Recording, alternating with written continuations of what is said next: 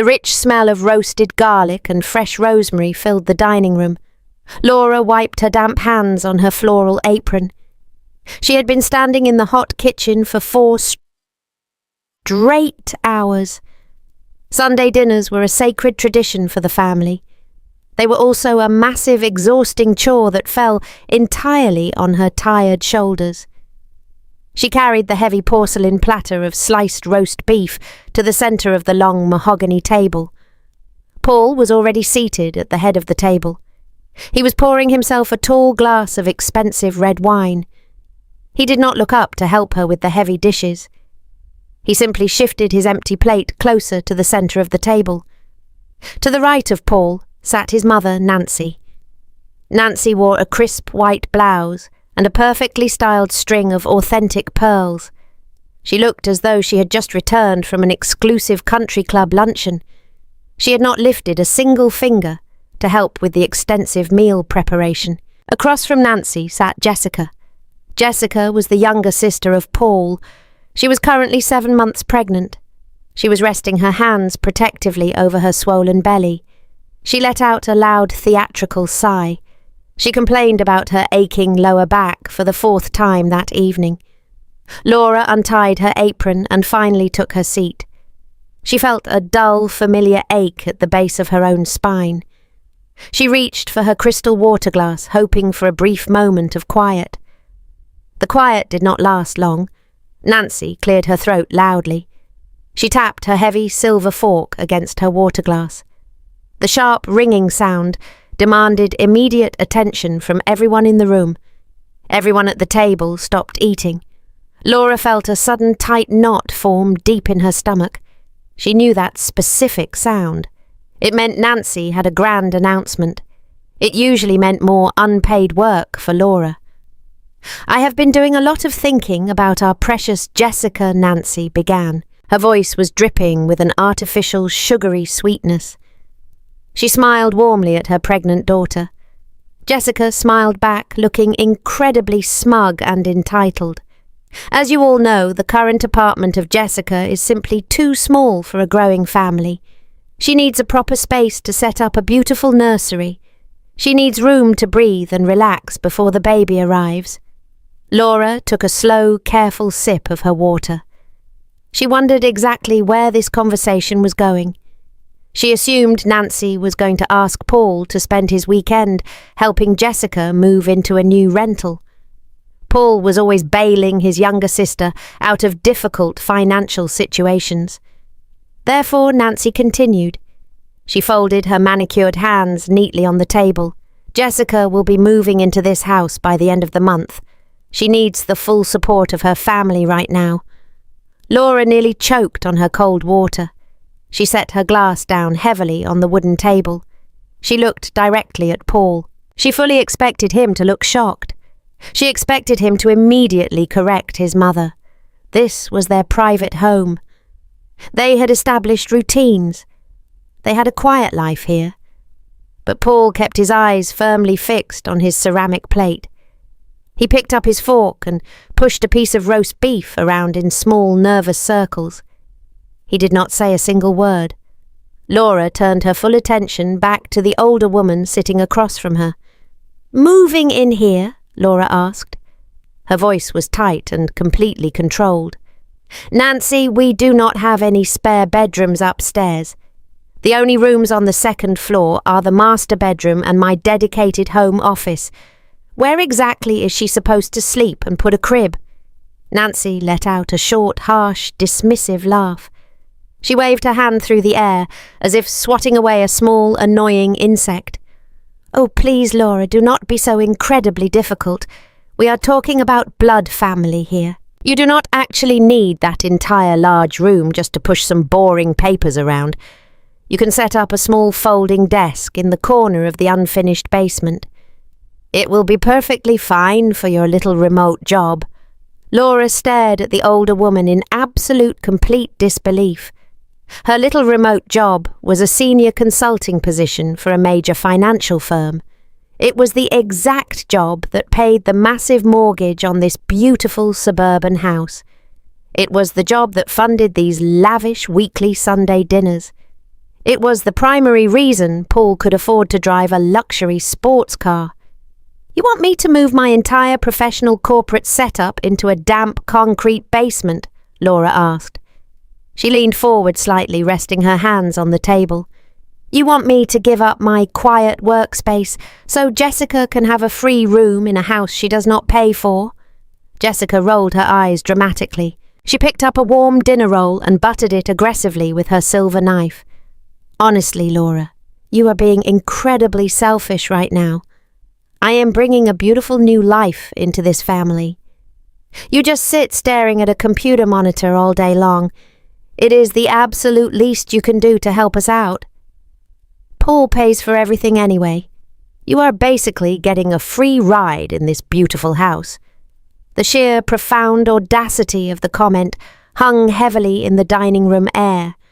Laura felt her heart pounding aggressively against her ribs.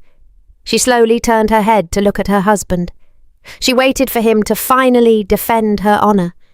She waited for him to tell his arrogant sister the undeniable truth about their household finances. Paul cleared his throat nervously. He adjusted his shirt collar as if the room had suddenly grown too hot. He looked at the salt shaker. He looked at his wine glass. He looked absolutely everywhere except at his wife. Nancy leaned forward across the large table.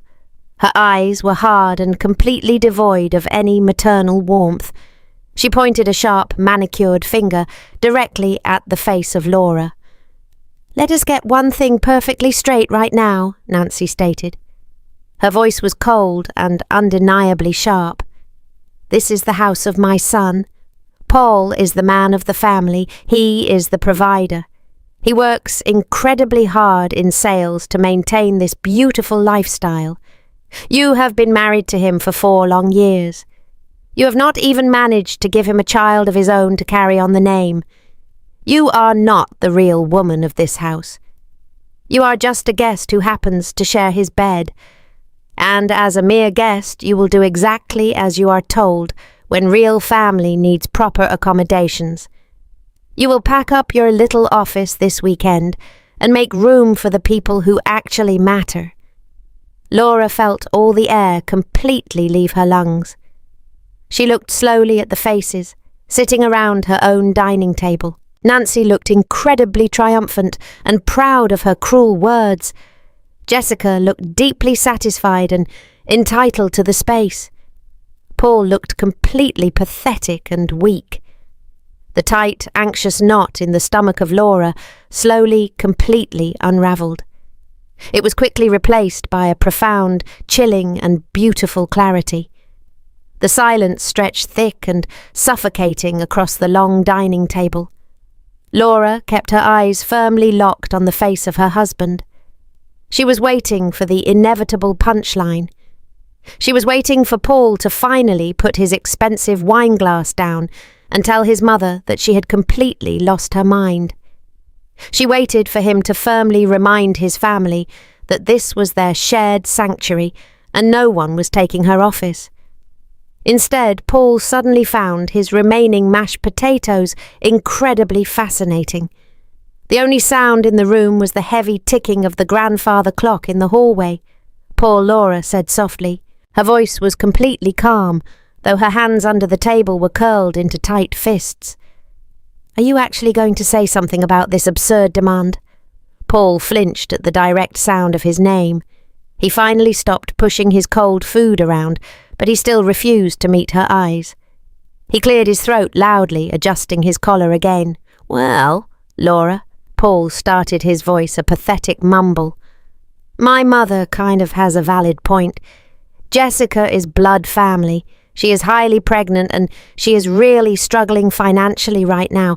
She needs a secure, dedicated space for the baby. Your home office has the best ventilation in the entire house." Laura stared at him, letting his heavy words process. "My office," she repeated slowly. "The room where I manage millions of dollars in corporate client portfolios every single day. The room that pays for the monthly mortgage, the weekly groceries, and the very wooden chair you are sitting on right now. You want me to give up my professional workspace and sleep in an unfinished basement. Paul sighed loudly, running a nervous hand through his hair in a gesture of exaggerated exhaustion.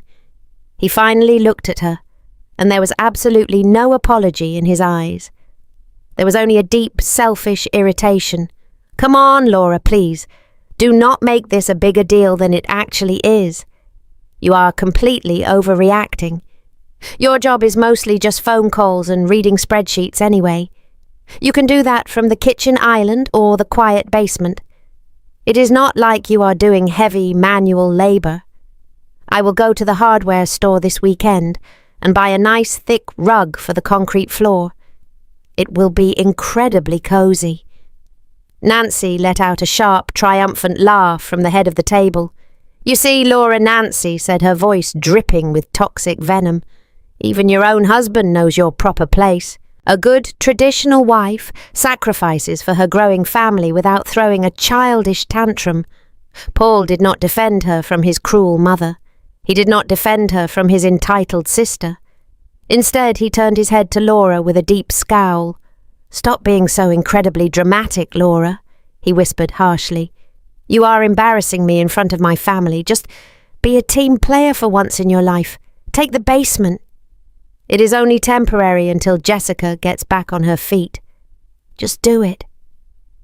A strange, profound clarity washed entirely over Laura in that exact moment. For 4 long years she had been carrying this weak man. She had been paying off his secret credit card debts, funding his lavish lifestyle, and smiling politely through the relentless disrespect of his entitled family. She had done it all because she deeply believed in the sacred vow of their marriage. But looking at him now, a pathetic man trying to look big in front of his mother, she realized she owed him absolutely nothing. The marriage was functionally dead. The illusion was completely gone. The entire table was watching her, eagerly waiting for the inevitable emotional breakdown. They fully expected hot tears. They desperately wanted a screaming match. They wanted her to storm out of the house in a dramatic fit so they could comfortably call her unstable. She did not give them that sweet satisfaction. She did not cry a single tear. Her racing heart rate slowed and a genuine serene feeling settled deep into her chest. Laura picked up her crystal water glass, holding it up to the overhead light for a brief second. She took a slow, deliberate sip. She swallowed smoothly, placed the glass gently back onto the table, and wiped her mouth with her linen napkin. She looked directly at Paul, then at Nancy, and finally gave them a bright, pleasant smile. "Okay," Laura said softly. "I will clear out my things by the end of the week." The rest of the evening passed in a blur of fake, polite conversation. Nancy and Jessica quickly abandoned the dining table, retreating to the plush velvet sofas in the formal living room. They loudly discussed luxury baby clothes and expensive nursery paint colours. Paul quickly followed them, pouring himself another glass of wine and turning on the loud television to watch a sports game. Laura was left completely alone in the messy dining room. She stood up slowly, her lower back aching fiercely. She began clearing the heavy ceramic plates, scraping the cold remnants of the roast beef into the garbage. She carried stack after stack of dirty dishes into the kitchen. She loaded the dishwasher, wiped down the marble countertops, and scrubbed the heavy roasting pan by hand. She did it all in complete, heavy silence. No one offered to help. No one even said thank you. As she stood at the stainless steel sink with her hands submerged in warm, soapy water, she stared out the dark kitchen window. She thought about the invisible burden she carried every single day. She thought about setting the morning alarms, making the coffee, and paying the utility bills from her personal checking account. She thought about managing the social calendar, buying the birthday gifts, and constantly smoothing over the emotional friction in this house. She was the invisible engine that kept their comfortable lives running perfectly. She pulled her wet hands from the soapy water. She dried them slowly on a clean cotton towel. If she was truly just a guest in this beautiful house, then she was officially done acting like the exhausted manager. A guest does not pay the heavy mortgage. A guest does not buy the expensive groceries. A guest certainly does not manage the daily emotional needs of the homeowner. She made a quiet, firm decision right there in the empty kitchen. She was going to completely stop overcompensating. She was going to set down the heavy, invisible burden and let the entire system naturally collapse. Monday morning arrived with a quiet, heavy stillness. It was 6 o'clock in the morning, and the sun had not yet risen over the quiet suburban street.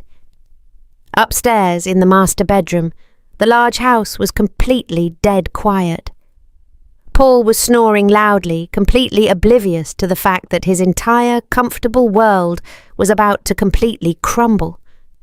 Laura slipped out of the warm bed, leaving the cold sheets behind, and walked softly down the dark hallway. She did not nudge Paul awake. She did not gently remind him of his early morning corporate sales meeting. She simply walked past his sleeping form and headed straight down the wooden stairs to the dark, empty kitchen. For 4 long years, the morning routine of Laura had been a meticulously choreographed dance of pure, silent sacrifice. She usually brewed the premium coffee, ironed the expensive dress shirts of Paul, and packed a healthy lunch for him to take to the office. She managed his daily calendar, reminding him of important conference calls, and picking up his dry cleaning on her way home from her own demanding corporate job. She was his absolute safety net. But today, the heavy safety net was officially gone. Laura walked over to the expensive espresso machine on the marble counter.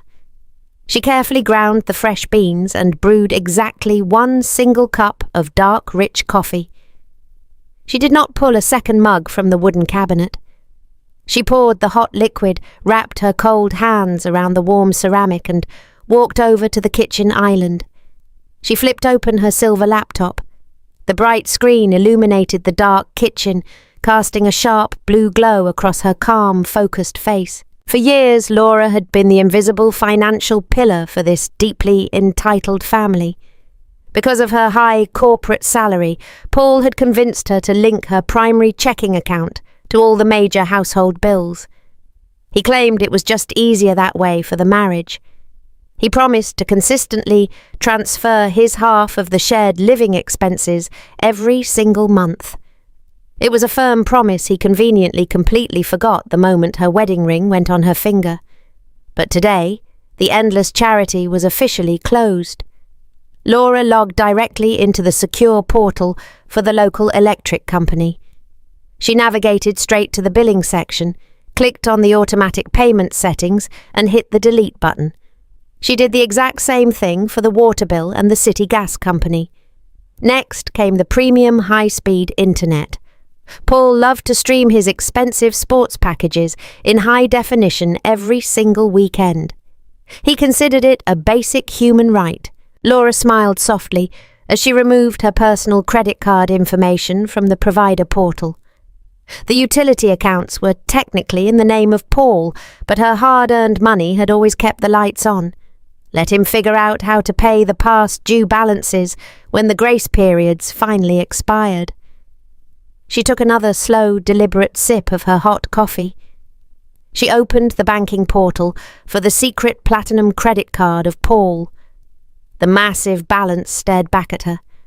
Paul absolutely loved portraying himself as a high-rolling sales executive. He boasted constantly, bought expensive golf clubs, and wore tailored suits specifically to impress his judgmental mother. Behind the scenes, he was completely drowning in debt. When Laura discovered the hidden debt a year ago, she was furious. But she had quietly started paying it down by a few $1,000s a month just to protect their joint marital credit score. Not anymore. She cancelled the scheduled monthly payment. She unlinked her personal checking account completely. She let that massive credit card balance sit there, raw and accumulating aggressive daily interest. With every single click of her mouse, a literal heavy weight lifted off her tired shoulders. She was finally untangling herself from a massive web of ungrateful parasites. She checked her personal savings accounts to ensure everything was secure. Her emergency fund was robust. Her corporate investments were locked down tight, and her money was finally completely hers again. Laura closed the laptop, feeling a strange, intoxicating sense of pure euphoria. They desperately wanted her to be just a guest. Well, a guest does not pay the monthly mortgage, the household utilities, or the secret debts of the homeowner. At exactly 7:30 in the morning, the heavy quiet of the house was violently shattered.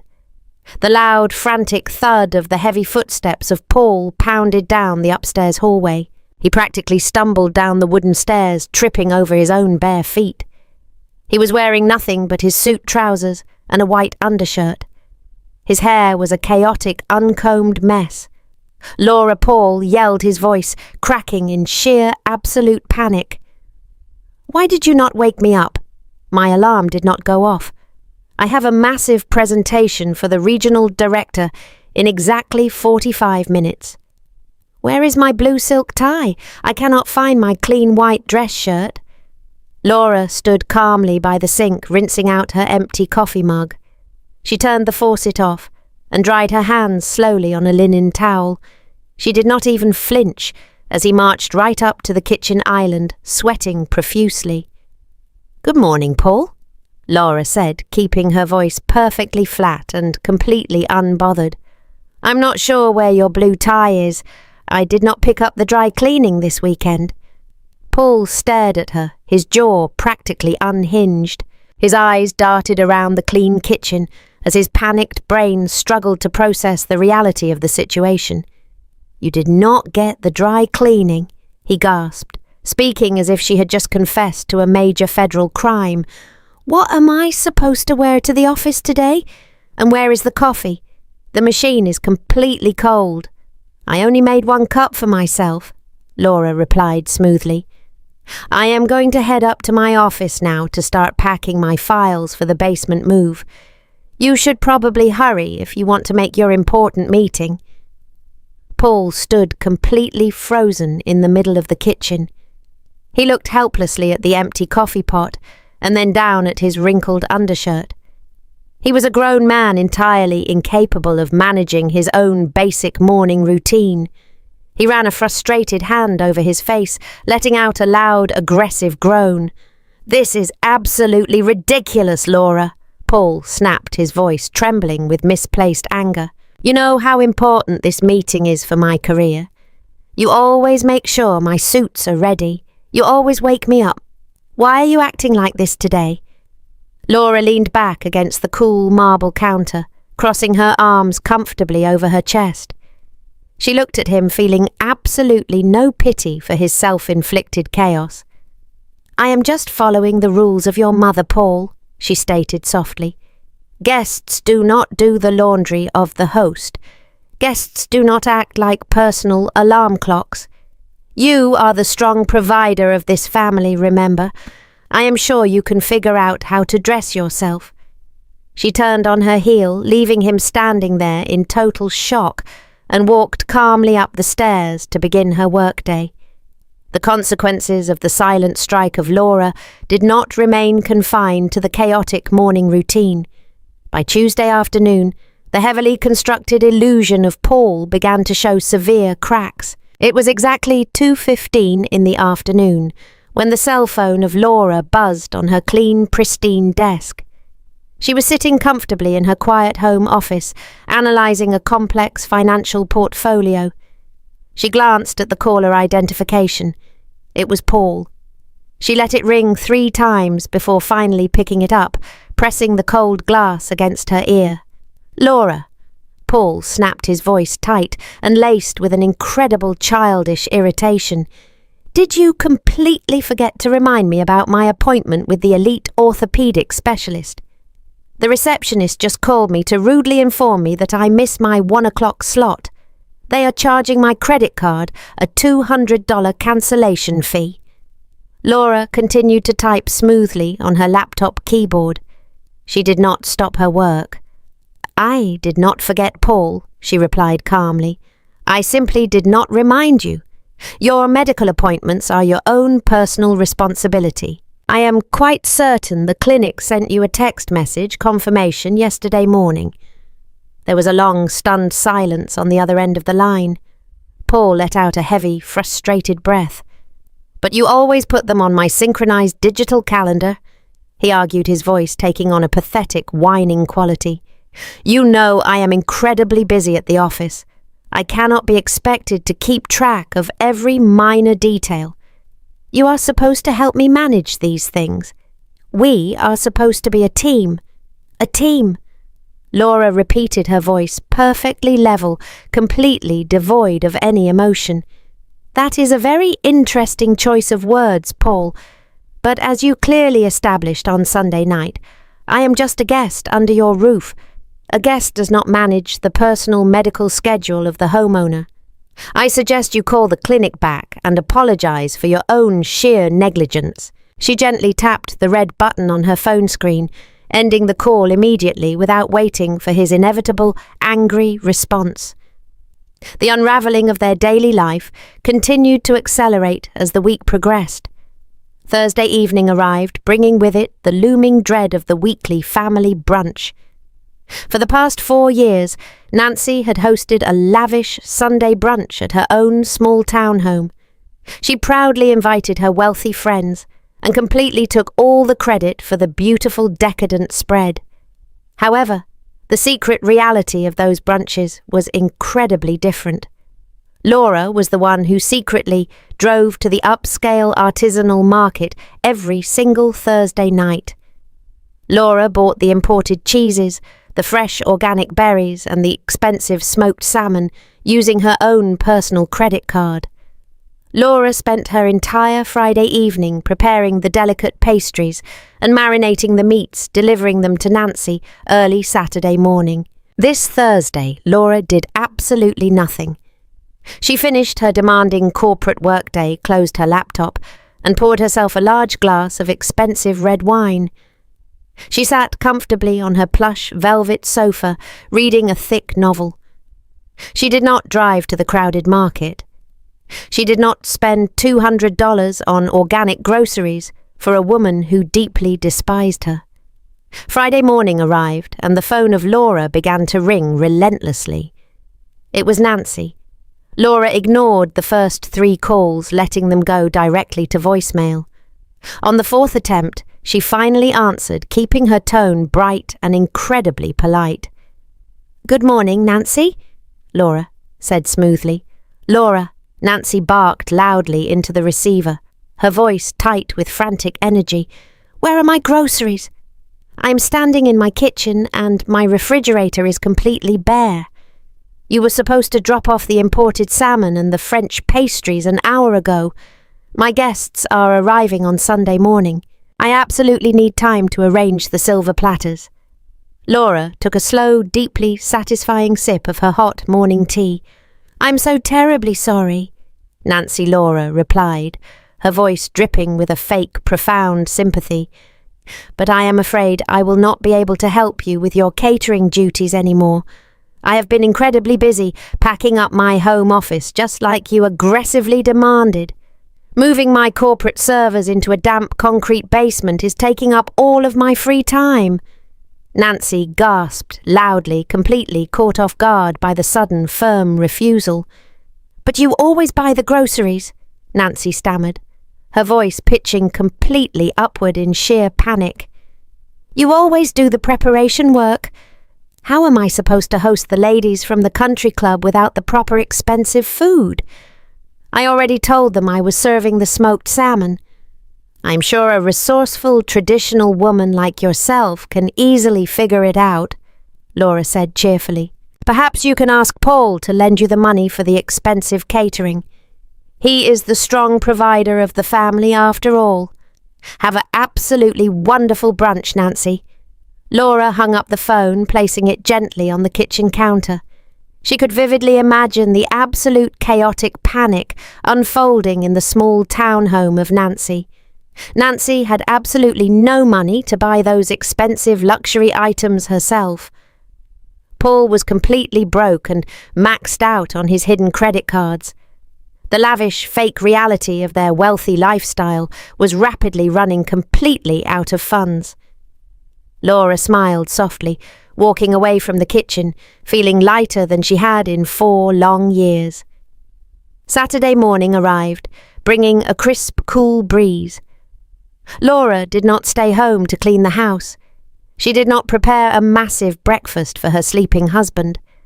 Instead, she drove downtown to a quiet corner cafe.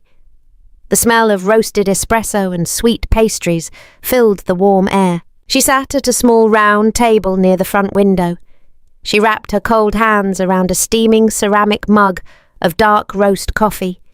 Across from her sat her oldest friend, Chloe. Chloe took a slow sip of her green tea, watching Laura with deep concern. "You look incredibly different today, Laura," Chloe observed gently. "You look lighter, but also completely exhausted. What exactly is going on at that big house of yours?" Laura let out a long, heavy breath. She stared down at the dark liquid in her cup. "I finally stopped, Chloe," Laura said quietly. "I stopped doing absolutely everything for them. I went on a complete and total strike." Chloe leaned forward, resting her elbows on the wooden table. "A strike?" Chloe repeated, her eyes widening in sheer surprise. "From what exactly?" "You are the most organized, hard-working woman I have ever met. You run that entire family like a massive corporate company." "That is exactly the problem," Laura replied, her voice steady but laced with years of hidden pain. "On Sunday night, the mother of Paul looked me dead in the eye. She sat at my own dining table and called me a guest in my own home. She demanded that I pack up my home office and move my corporate setup into the unfinished concrete basement. She wants to give my room to Jessica for the new baby." Chloe gasped loudly, almost spilling her hot tea. "She told you to move into the damp basement?" Chloe asked, her voice rising in absolute disbelief. "And what exactly did Paul say to defend you?" "He told me to stop being dramatic," Laura answered, a bitter smile touching her lips. "He told me to be a team player and just take the basement. He agreed with his mother completely. He said I just push boring papers around all day. He completely dismissed my entire demanding career." Chloe shook her head in absolute disgust.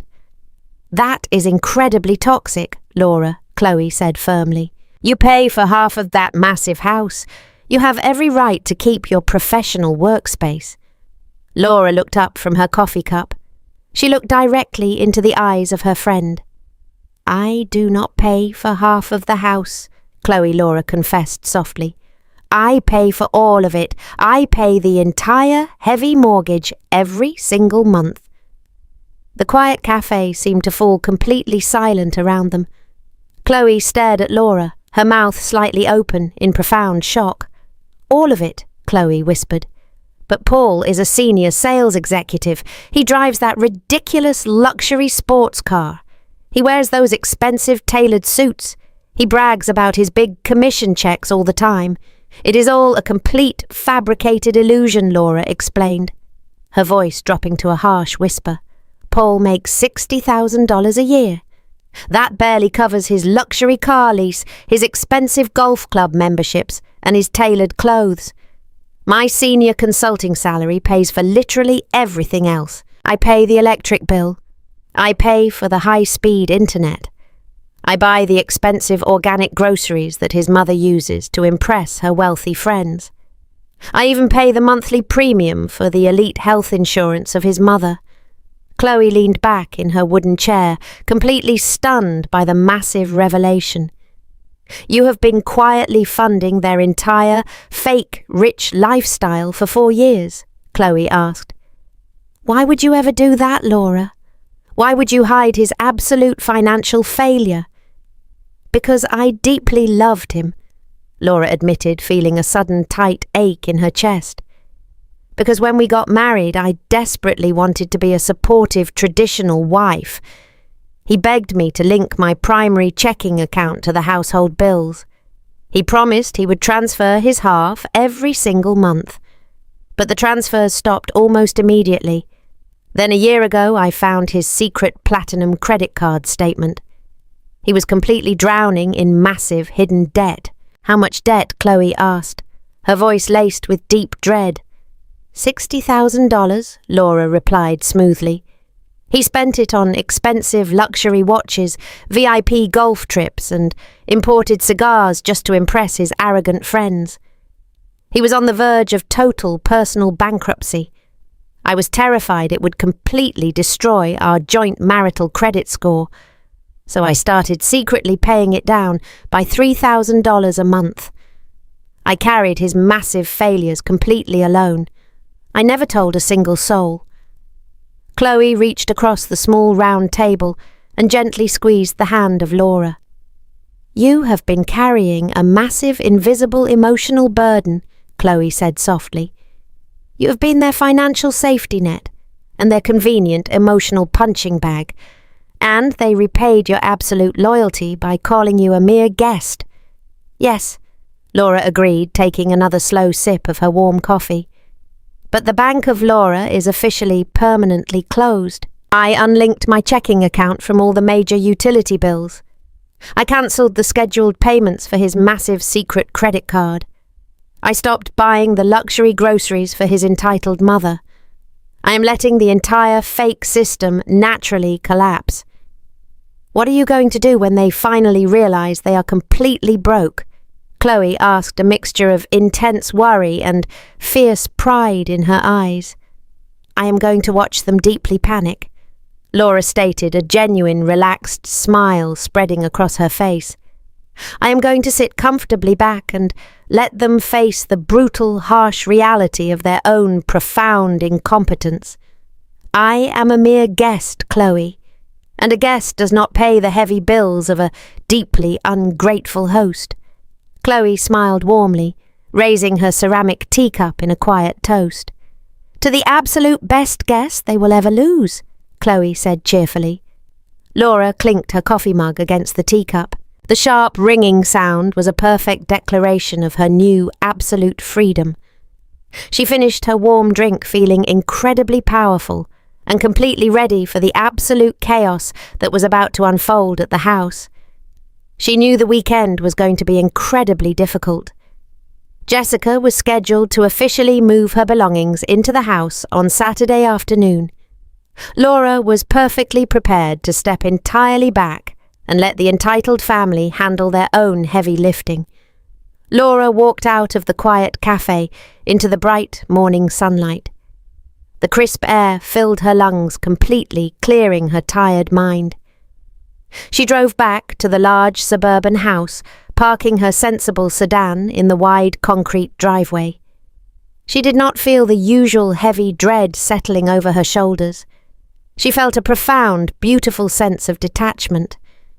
She was no longer the exhausted emotional manager of this ungrateful household. She was merely a quiet observer, watching a very expensive train slowly derail. She unlocked the heavy oak front door and stepped inside the quiet foyer. The house was completely silent, but she knew the chaotic storm was rapidly approaching. She walked directly up the wooden stairs to her home office, ready to quietly pack her own personal files and prepare for the arrogant arrival of the sister of Paul. The heavy grinding sound of a rented moving truck echoed down the quiet suburban street. It was exactly 2:00 in the afternoon. Laura stood by the large bay window in the living room, holding a tall glass of iced water. She watched calmly as Paul awkwardly backed the massive yellow truck into their pristine concrete driveway. He hit the curb twice, jarring the heavy vehicle before finally putting it in park. The passenger door opened, and Jessica stepped out. She was wearing expensive maternity leggings and oversized designer sunglasses. She placed a delicate hand on her lower back, stretching with a loud theatrical groan. She looked exactly like a wealthy celebrity, arriving at a luxury hotel rather than a woman moving into a free room. Nancy arrived minutes later, pulling her polished luxury sedan right behind the moving truck. She practically sprinted up the concrete walkway, completely bypassing the heavy lifting to greet her pregnant daughter. Laura took a slow sip of her cold water, feeling the ice clink against the glass. She did not rush outside to offer her assistance. She did not grab a heavy cardboard box. She simply waited inside the cool, air-conditioned foyer, acting exactly like a polite, detached guest. The heavy front door swung open violently. Paul stumbled inside, carrying a massive cardboard box labelled with the word nursery in thick black marker. He was already sweating profusely, his face flushed a bright, unhealthy shade of red. He dropped the heavy box right in the middle of the clean entryway, completely blocking the path. "Where is the heavy lifting crew?" Paul panted, wiping his wet forehead with the back of his hand. He looked directly at Laura, his eyes wide with an arrogant expectation. "Are you going to grab a box, Laura? Or are you just going to stand there watching me do all the manual labour?" Laura smiled pleasantly, taking another sip of water. "I am just going to stand here, Paul," she replied smoothly. "I am wearing my nice silk blouse. I would hate to ruin it with moving dust. Besides, as your mother so elegantly pointed out, I am merely a guest in this house. Guests do not generally haul heavy furniture up flights of wooden stairs." Paul stared at her, his mouth falling open in utter disbelief. He was completely used to Laura organising his entire chaotic life. He expected her to hire the movers direct the traffic and unpack the delicate items while he took all the credit. Before he could argue, Jessica waddled into the foyer carrying absolutely nothing but her expensive leather purse. Nancy trailed right behind her, offering endless words of sweet maternal encouragement. "Oh, Laura," Jessica sighed loudly, ignoring the heavy box sitting on the floor. "I am so incredibly exhausted. This pregnancy is draining all of my energy. Did you finish cleaning the master office for me? I need you to unpack my baby clothes and organise the closet by colour and size. The nursery needs to be perfectly ready by tonight." Laura looked at the entitled sister of her husband. She felt a deep, profound sense of peace washing over her. She did not feel the usual overwhelming urge to please them. "I packed my corporate files and my personal computer equipment," Laura stated calmly. "The room is completely empty. But I am afraid I will not be organising your closet, Jessica. I have a very busy afternoon planned reading my new book in the basement." Jessica stopped walking, her designer sunglasses slipping slightly down her nose. She looked at Laura as if she had suddenly grown a second head. "You are not going to help me unpack," Jessica demanded, her voice rising in a sharp nasal pitch. "I am 7 months pregnant, Laura. I am bringing the first real grandchild into this family. You should be absolutely thrilled to set up the nursery. It is the absolute least you can do since you are living here completely rent-free." Nancy stepped forward, crossing her arms defensively over her crisp white blouse. "Honestly, Laura, your complete lack of maternal instinct is deeply disturbing," Nancy hissed. "You are being incredibly selfish. Paul is working himself to the bone to provide for this family. You need to step up and do your traditional duty." Laura did not flinch at the cruel, calculated insult. She simply offered a cold, polite nod. "I am sure Paul can easily manage the heavy lifting," Laura replied, her voice echoing with icy precision. "He is the strong, capable provider after all. If he needs any help, he can always hire professional movers with his massive executive salary. Good luck with the stairs, Paul." She turned her back on the stunned family and walked calmly toward the kitchen. She left them standing in the foyer, surrounded by towering stacks of heavy cardboard boxes. The illusion of their easy, comfortable life was rapidly crumbling. Paul grunted loudly, picking up the heavy box again, his knees visibly shaking under the immense weight. He struggled up the wooden staircase, banging the large box against the expensive painted walls, leaving dark, ugly scuff marks. For the next 3 hours, the large suburban house was a chaotic mess of stomping boots, shouting, and the scraping of heavy furniture. Paul was completely exhausted, barking frustrated orders at his mother and sister. They did absolutely nothing to help, preferring to stand in the hallway, complaining about the dust and the terrible heat. Laura sat comfortably in the cool basement, listening to the beautiful sound of a system breaking completely down without her constant invisible support. The heavy, humid air of Wednesday evening settled over the disorganized house. For 3 full days, Laura had strictly adhered to her new quiet routine. She woke up early, made a single cup of coffee, and went straight down to the cool concrete basement. She focused entirely on her demanding corporate job. She did not touch a single dirty dish. She did not gather the overflowing laundry from the upstairs hampers. She did not wipe the sticky counters in the large kitchen.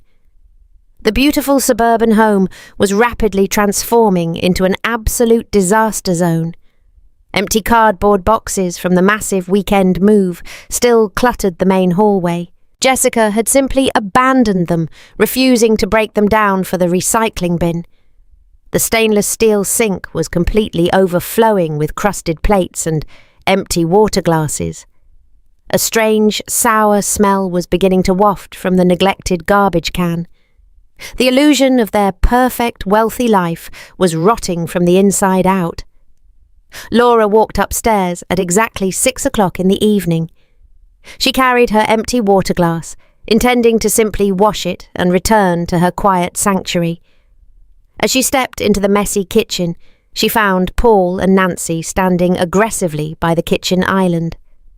Paul was wearing a deeply wrinkled dress shirt, his hair dishevelled and his face red with immense frustration. Nancy stood right next to him, clutching her expensive leather purse, looking around the dirty room with pure, unadulterated disgust. "Where have you been all day?" Paul demanded loudly. His voice echoed off the dirty tile backsplash. He threw his hands up in a gesture of pure exasperation. "Look at this absolute mess. The entire house looks like a complete war zone. I do not have a single clean towel in the master bathroom. I had to dry off this morning with an old beach towel." Laura walked calmly to the overflowing sink. She carefully set her glass down on a small empty patch of the marble counter. "I have been working in the basement, Paul," she replied smoothly.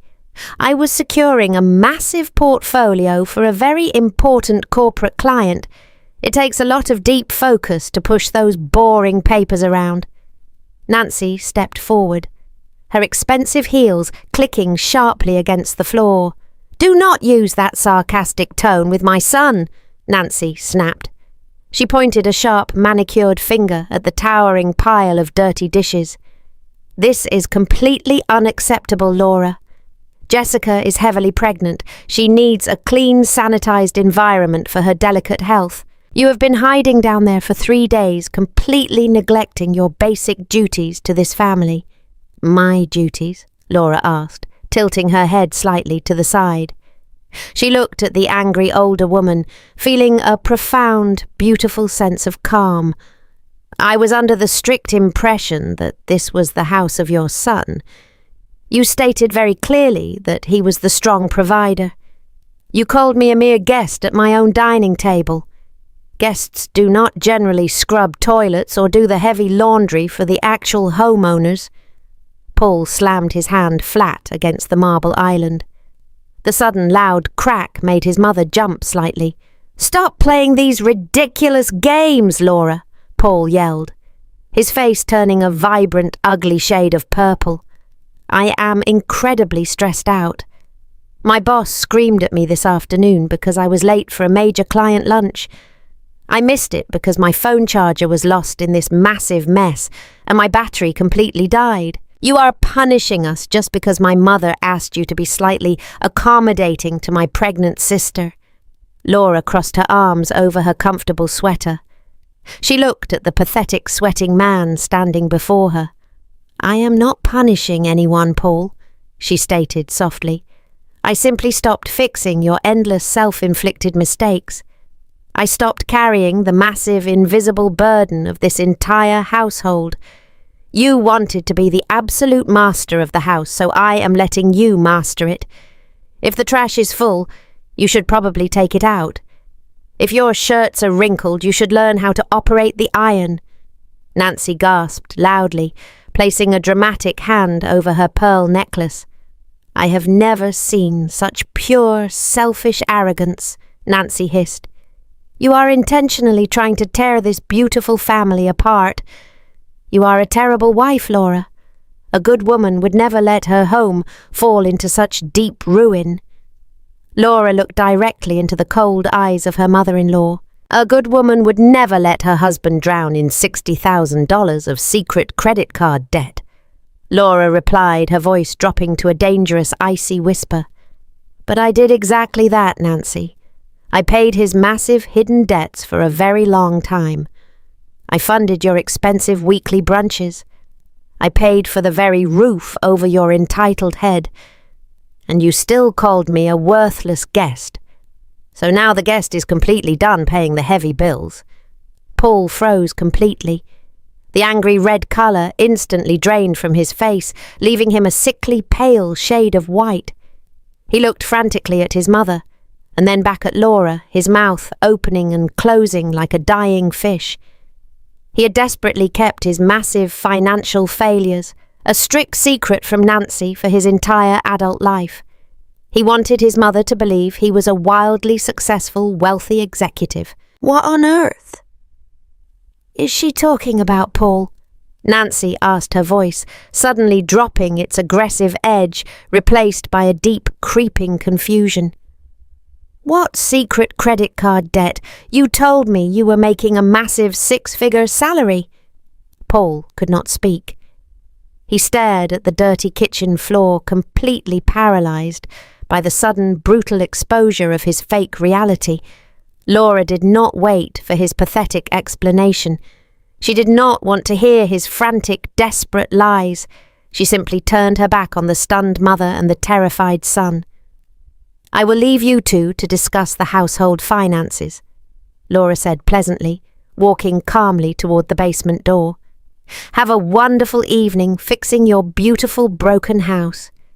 She walked down the wooden stairs, leaving the heavy, suffocating silence of the dirty kitchen behind her. The silent protest was officially over.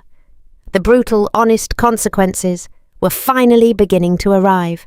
The morning of the highly anticipated baby shower arrived, bringing a thick, suffocating wave of summer humidity. The large suburban house was usually perfectly pristine for major family events.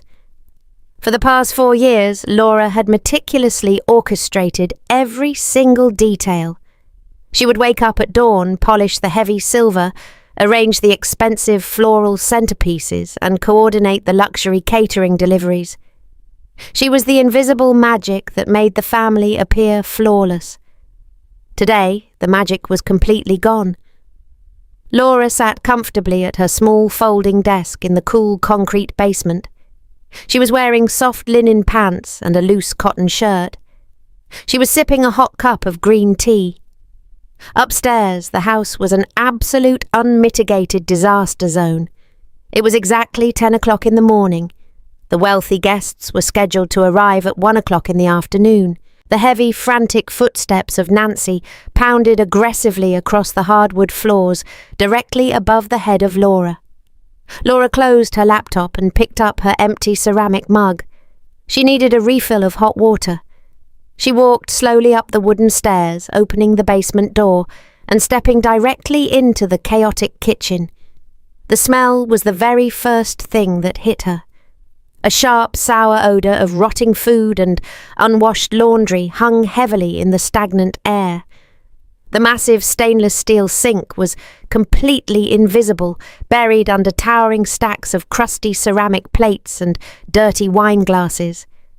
A small cloud of tiny fruit flies hovered aggressively over the overflowing garbage can. A loud, sudden knock echoed sharply from the heavy oak front door.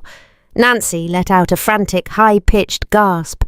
She practically sprinted past the kitchen island, her expensive silk robe flapping wildly behind her. Laura leaned casually against the cool marble counter, watching the unfolding panic with deep, profound serenity. Nancy yanked the front door open, revealing a tired delivery driver in a uniform. He was holding a massive 3-tier pastel cake in a clear plastic bakery box. "I have a priority delivery for Jessica," the driver announced, shifting the heavy weight in his arms. "Where would you like me to set this beautiful cake down?" Nancy looked back into the disastrous foyer. The expensive entryway table was completely covered in piles of unopened male dirty coffee cups and the discarded leather shoes of Paul. "Just put it on the dining room table," Nancy instructed, her voice trembling violently with severe anxiety. The delivery driver stepped carefully over a discarded cardboard moving box and walked into the formal dining room. He stopped dead in his tracks. The large mahogany table was still completely covered in the dirty, greasy remnants of a take-out pizza dinner from 2 nights ago. There was absolutely no clean space for the expensive bakery box. He let out a heavy, annoyed sigh. He turned around, walked directly into the kitchen, and hastily shoved the large cake box onto a small, empty corner of the marble island. "Please sign here," the driver said flatly. Nancy scribbled her name with a shaking hand, and the driver practically sprinted out the front door, eager to escape the filthy, foul-smelling house. Jessica waddled slowly into the kitchen, clutching her lower back. She was wearing a tight, expensive maternity dress covered in bright pink flowers. Her hair was perfectly styled, but her face was twisted into a deep, ugly scowl. She looked at the single cake box sitting on the counter and let out a loud, theatrical shriek. "Where are the massive balloon arches?" Jessica demanded, her voice echoing painfully off the dirty tile walls. "Where are the vintage floral centerpieces? I specifically requested imported white roses. The wealthy women from the country club are arriving in exactly 3 hours. The house looks like a complete, absolute dump. We cannot host an elegant luxury shower in a filthy garbage can." Nancy spun around frantically, grabbing a dry sponge from the edge of the sink. She started wiping aggressively at a dried puddle of spilled coffee on the counter. "I do not know, Jessica," Nancy cried, her voice cracking under the immense, crushing pressure. "I told Paul to call the luxury decorators yesterday afternoon. He promised me he would handle the entire setup. He said he had the finances completely under control." Right on cue, Paul dragged himself into the chaotic kitchen. He was wearing baggy grey sweatpants and a deeply wrinkled t-shirt. Dark, heavy bags hung under his bloodshot eyes. He looked entirely defeated, completely stripped of his usual arrogant swagger. He refused to look at his mother or his highly pregnant sister. "The luxury decorators required a massive credit card deposit," Paul mumbled, staring directly at the dirty tile floor. "My primary credit card was completely declined. I tried to use the backup card, but it was maxed out entirely. They cancelled the entire delivery at 8 o'clock this morning. We are not getting the balloons or the imported roses." Jessica let out another loud, piercing scream. "Declined!" she yelled, stomping her expensive shoe against the floor. "What on earth do you mean, declined? You are a highly successful, wealthy executive. You promised me a perfect, flawless luxury baby shower. I invited 25 elite women to this house today. They are going to completely judge me. I will be an absolute social outcast in my own hometown because you could not buy a few simple balloons." Laura calmly placed her ceramic mug under the hot water dispenser. She listened to the gentle splashing sound, completely ignoring the screaming match happening mere feet away from her. The complete financial reality of Paul was finally out in the open, crashing violently into the entitled expectations of his ungrateful family. Nancy dropped the dry sponge. She spun around, her wild, desperate eyes, locking directly onto Laura. Laura was the ultimate fixer. Laura was the one with the high corporate salary, and the endless well of silent patience. Laura Nancy pleaded, taking a frantic step forward. Her voice was a pathetic, begging whine. You have to fix this absolute disaster. You have to call your favourite local florist right now. Put it on your platinum card. You need to order emergency luxury catering. You need to help me scrub this filthy living room. The important guests are coming. You simply cannot let us be humiliated like this in front of the entire neighbourhood. Laura turned the water dispenser off. She picked up her warm mug, wrapping her hands comfortably around the ceramic. She looked directly into the terrified eyes of her mother-in-law. She felt absolutely no pity for the crying woman. I am so incredibly sorry, Nancy Laura replied, keeping her voice light and perfectly polite. But as you clearly established at Sunday dinner, I am merely a guest in this beautiful home. A guest does not plan elaborate luxury parties. A guest simply arrives on time and enjoys the free food provided by the gracious host. I am really looking forward to tasting a slice of that beautiful pastel cake. Laura offered a sweet, serene smile, completely immune to their sheer panic. She turned her back on the absolute chaos and walked slowly down the wooden stairs, returning to the quiet safety of her cool basement. The wooden door to the basement clicked softly shut. Nancy was left standing completely alone in the centre of the foul-smelling kitchen. She stared at the overflowing garbage can, feeling a sudden wave of genuine nausea wash over her. For her entire adult life, she had seamlessly maintained the grand illusion of effortless wealth. She hosted lavish country club luncheons and elegant holiday dinners, completely taking the credit for the invisible back-breaking labour of her daughter-in-law. Now the heavy curtain was violently pulled back, revealing her absolute and profound incompetence. "We have exactly 3 hours!" Nancy yelled, her voice cracking with sheer, unadulterated panic. "Paul, get a heavy plastic garbage bag right now." Jessica stopped crying and started picking up these dirty plates from the dining room table. Jessica let out a loud, pathetic sob. "I cannot carry heavy ceramic plates," Jessica whined, clutching her pregnant belly protectively. "I am in a highly delicate condition. I will ruin my expensive silk maternity dress. You are the official host of this shower, Mother, so you need to fix this disgusting mess." Nancy gritted her expensive porcelain teeth. She marched aggressively to the wooden cabinet under the sink, blindly grabbing a plastic bottle of harsh chemical cleaner. She did not bother to read the warning label. She did not put on yellow rubber gloves.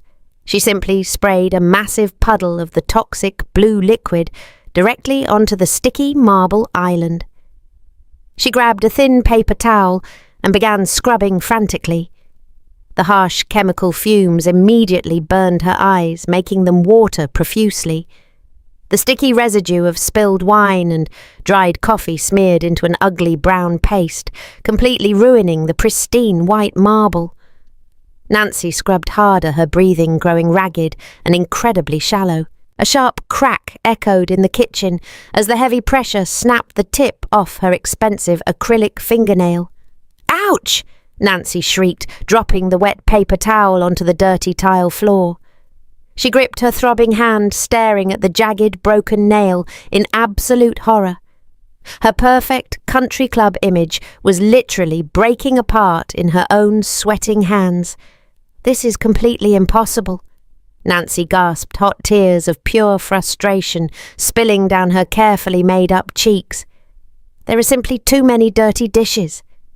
The floor is completely covered in sticky grime, and the guest bathroom smells like a public gas station. We cannot host wealthy women in this absolute dump." She abandoned the ruined marble counter and rushed back into the kitchen, desperate to salvage some tiny shred of her elegant dignity. She needed clean dessert plates for the pastel baby cake. She grabbed the heavy handle of the stainless steel dishwasher and yanked it open. A foul wave of warm, sour air hit her directly in the face. The machine was completely packed with dirty, greasy plates from 3 days ago. Laura had not run a single cleaning cycle. Nancy let out a frustrated, guttural growl. She reached into the tall glass cabinets, pulling down her expensive, fragile bone china plates. She turned on the hot water, aggressively pumping cheap green dish soap onto a dirty sponge. She began scrubbing the delicate plates, her hands shaking violently with sheer panic. The thick soap made the expensive china incredibly slippery. A beautiful floral plate slid completely out of her wet grip. It hit the bottom of the hard ceramic sink with a loud, sickening crack. The expensive china shattered into dozens of sharp, jagged pieces. Nancy stared at the broken shards, the warm, soapy water running endlessly over her ruined manicure. She began to weep completely, losing her firm grip on her fabricated reality. She left the broken china in the sink and rushed blindly into the formal living room. The situation there was arguably even worse. Heavy cardboard moving boxes were stacked haphazardly, completely blocking the expensive velvet sofa. A thick layer of white dust from the heavy boots of Paul coated the dark Persian rug.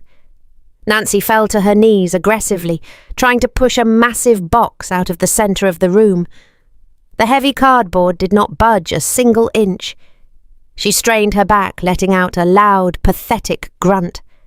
Her crisp white silk blouse clung uncomfortably to her sweating skin. Dark, ugly, wet patches formed under her arms. She looked absolutely nothing like a wealthy matriarch preparing for a luxury social event.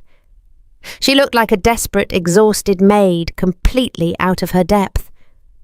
Paul finally emerged from the dark hallway, carrying a flimsy white plastic garbage bag.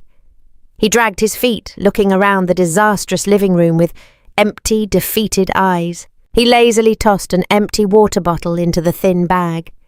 "You are moving entirely too slow, Paul," Nancy shrieked, pushing herself awkwardly up from the dirty rug.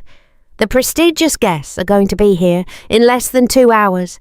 You need to vacuum this entire floor right now and figure out what we are going to serve them for luxury appetizers.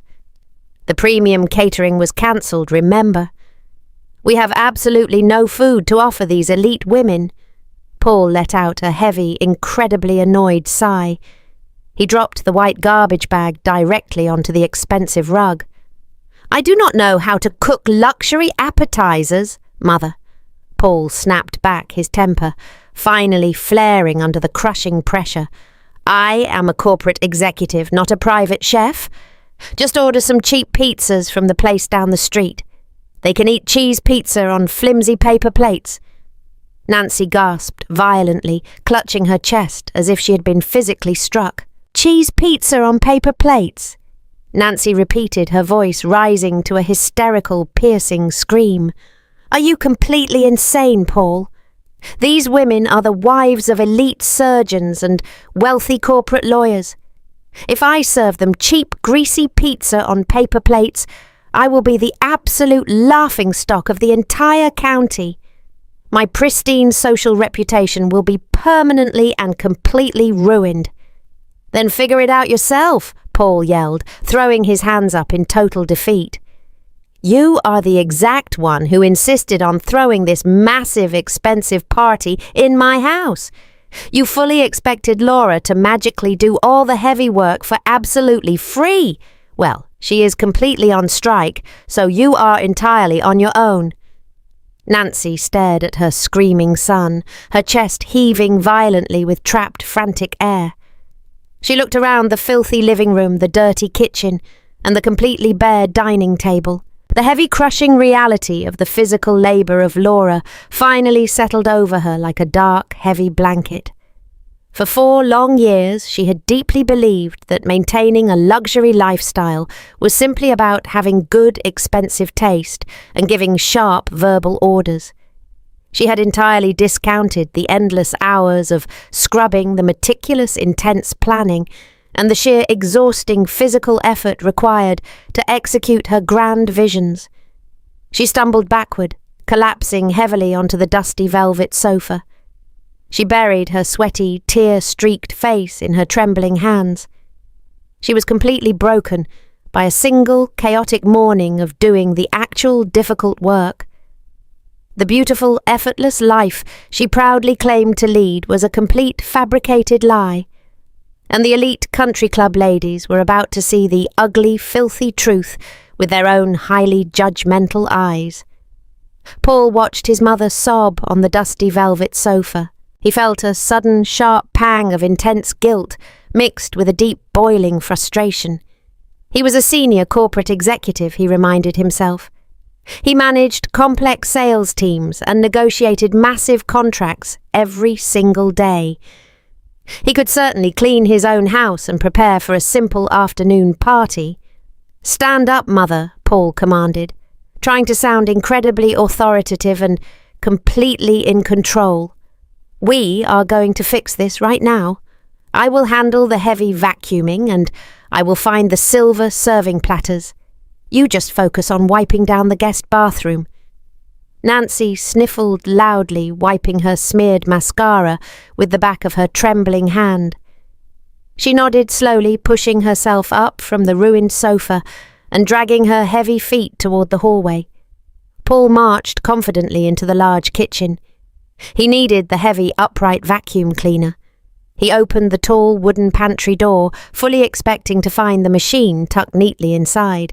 He found absolutely nothing but neatly stacked boxes of dry pasta and rows of canned soup. He frowned deeply, closing the heavy door. He walked over to the hallway coat closet, pulling the brass handle. He found a massive pile of winter coats and a discarded pair of expensive golf shoes. "Where is the vacuum cleaner?" Paul muttered to himself, running a nervous, sweating hand through his messy hair. He had lived in this beautiful suburban house for 4 long years. He had literally never once pushed a vacuum cleaner across the expensive Persian rugs. He opened the door to the laundry room, completely overwhelmed by a massive, towering pile of dirty towels. He finally spotted the silver handle of the vacuum buried beneath a heap of wrinkled bedsheets. He grabbed the heavy machine, dragging it forcefully into the formal living room. He unwound the long black cord, searching frantically for a working electrical outlet. He plugged it directly into the wall and pressed the red power button with his expensive leather shoe. The machine let out a loud, pathetic, sputtering sound and completely died. He pressed the button again, stomping his foot aggressively. Nothing happened. He leaned down, examining the heavy plastic base of the vacuum. The rotating brush was entirely jammed with thick clumps of dust and stray threads. He realized with a sudden sinking dread that he had absolutely no idea how to empty the dust canister or clean the clogged filter. He had never maintained the complicated machine. He had simply walked on clean carpets, completely assuming the house magically cleaned itself. He abandoned the broken vacuum right in the middle of the dusty rug. He needed to find the elegant silver serving platters for the cheap cheese and crackers he planned to order. He marched back into the chaotic kitchen, opening the glass cabinets above the marble island. He found everyday water glasses and mismatched coffee mugs. He opened the heavy drawers below the stainless steel oven. He found dirty baking sheets and heavy cast-iron skillets. Mother Paul yelled, his voice echoing sharply down the long hallway, "Where are the large silver platters? The ones Laura always uses for your weekly Sunday brunches." The muffled voice of Nancy echoed from the guest bathroom. "I have absolutely no idea, Paul," she cried, her voice cracking with sheer panic. "Laura always sets them out before I arrive. Check the high cabinets in the formal dining room." Paul rushed into the dining room, stepping completely over a discarded cardboard moving box. He reached up, opening the tall wooden doors of the antique china cabinet.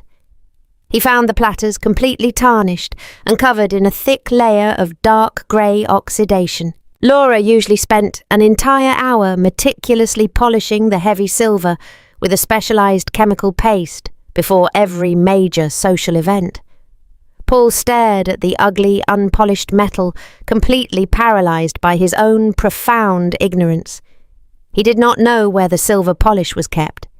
He did not know how to apply it without completely ruining the delicate, expensive finish. He was a grown adult man, standing in the exact centre of his own massive estate, entirely incapable of hosting a simple, elegant gathering. He walked slowly back to the kitchen, feeling a heavy, crushing weight settle deeply into his chest. He looked at the shattered floral plate sitting in the cold, soapy water. He looked at the overflowing garbage can and the sticky, ruined marble counter. He finally understood the massive, invisible burden his wife had carried every single day for 4 long years. He had weaponized his own incompetence entirely, relying on her silent, exhausting labour to fund and maintain his arrogant lifestyle. Now the luxury lifestyle was completely dead, and he was completely powerless to magically resurrect it. At exactly 1 o'clock in the afternoon, the heavy brass doorbell rang. The sharp sound echoed painfully through the disastrous, filthy hallway. Paul froze completely, holding a stack of cheap white paper plates against his wrinkled shirt. Nancy rushed blindly out of the guest bathroom, her face a blotchy, sweating mess. The elite country club women had officially arrived. Paul slowly pulled the heavy oak door open. A group of wealthy, perfectly manicured women stood on the front porch. They wore expensive pastel dresses and large designer sunglasses. They stepped carefully into the foyer, and the collective illusion of the family instantly shattered. The wealthy women immediately noticed the massive cardboard moving boxes blocking the entryway. They smelled the distinct sour odour of rotting garbage drifting heavily from the kitchen. They saw the thick layer of white dust coating the expensive Persian rugs. Nancy forced a bright, completely manicured smile onto her sweating face. "Welcome, ladies," Nancy announced, her voice pitching entirely too high in sheer panic. "Please excuse the terrible mess. We are doing some spontaneous luxury renovations for the new baby nursery." The guests did not smile back. They exchanged sharp, highly judgmental glances. One older woman wearing a heavy pearl necklace looked directly at the dusty velvet sofa and completely refused to sit down. The absolute humiliation of Nancy was entirely complete before the party even began. The situation in the formal dining room was even worse. Paul had desperately ordered 10 greasy cheese pizzas from a cheap local delivery chain. He placed the greasy cardboard delivery boxes directly onto the ruined, unpolished mahogany table. Next to the cheap boxes sat the expensive pastel bakery cake, looking completely absurd and entirely out of place. There were no elegant silver platters. There were no imported white roses. There were only flimsy paper plates and warm tap water served in mismatched, dirty glasses. The elite guests stood awkwardly around the room, clutching their expensive leather handbags close to their chests. They picked at the cold, greasy pizza, whispering quietly to each other behind their perfectly manicured hands. The judgment was entirely silent, but it was absolutely brutal and deeply unforgiving. Laura decided it was finally time to stretch her tired legs. She had been sitting in the cool basement for 3 solid hours. She walked slowly up the wooden stairs, feeling the heavy, suffocating humidity of the upper floors. She was wearing comfortable linen pants and a soft cotton blouse. She opened the basement door and stepped directly into the sweltering, chaotic kitchen. The immediate family was hiding from their own disastrous party. Nancy was pacing the dirty tile floor, hyperventilating violently into a crumpled paper napkin. Jessica was sitting heavily on a wooden bar stool, weeping loudly, her mascara running down her face in dark, ugly streaks. Paul was leaning entirely against the stainless steel refrigerator, rubbing his throbbing temples, looking like a completely broken man. When the frantic, bloodshot eyes of Nancy finally locked onto Laura, the older woman completely snapped. The very last remaining shred of her fake, dignified composure entirely evaporated into the hot, humid air. Nancy marched aggressively across the kitchen, stopping just a few inches away from the calm face of Laura. "Look exactly at what you have done," Nancy hissed, her voice trembling violently with pure, unadulterated rage. "You completely ruined the absolute most important day of the life of my daughter." Laura stood perfectly still, resting her hands casually in her linen pockets. She looked at the sweaty, ruined face of her mother-in-law, feeling a profound, beautiful sense of complete detachment. "I did not do anything," Nancy Laura replied softly. "That is exactly the massive problem," Nancy shrieked, her voice rising loud enough for the wealthy guests in the adjacent room to clearly hear every single word. "You did absolutely nothing. My prestigious friends are sitting in the living room, eating cheap delivery pizza off flimsy paper plates. They are staring at the filthy floors and whispering terrible things behind my back. My pristine social reputation is entirely destroyed, and this is entirely completely your fault, Laura." Jessica sniffled loudly, wiping her running nose with the back of her hand. "You are a terrible, deeply selfish person, Laura," Jessica sobbed, pointing a shaking finger at her sister-in-law. "I am heavily pregnant. I deserved a beautiful, flawless luxury shower. You did this on purpose, just to completely humiliate me in front of my elite friends. You are completely jealous of me." Paul did not step forward to defend his wife. He did not take any responsibility for the cancelled luxury decorators or his own maxed-out credit cards. He simply watched the brutal confrontation, hoping Laura would finally crack under the heavy pressure and magically fix the absolute disaster with her corporate salary. "You are supposed to be family," Nancy yelled, stepping even closer, her hot breath hitting the face of Laura. "You are a spiteful, vindictive, arrogant little girl. You completely abandoned your basic duties to this household. You maliciously watched us struggle all week long, and you did absolutely nothing to save the prestigious reputation of this family." Nancy raised her trembling hand, pointing aggressively toward the basement door. "You think you are so incredibly smart hiding down there with your boring corporate files," Nancy continued, her voice echoing sharply off the dirty tile backsplash. "You are nothing but a massive disappointment to my son. You cannot even give him a child. And now you refuse to clean his house. You are a complete, absolute disgrace." The heavy, suffocating silence fell over the dirty kitchen. Even the quiet, judgmental whispers from the formal dining room completely stopped. The wealthy guests were entirely silent, listening eagerly to the dramatic suburban meltdown. The intense tension in the room was stretched so incredibly tight, it was completely ready to snap. The heavy, invisible emotional burden that Laura had carried for 4 long years was finally laid entirely bare on the dirty kitchen floor. Laura looked at the flushed, sweaty face of Nancy. She did not raise her voice. She did not scream back or throw her hands in the air. A profound, quiet sadness settled deeply into her chest. She felt a strange, beautiful sense of peace standing in the middle of the absolute wreckage. "You call me family now," Laura said quietly.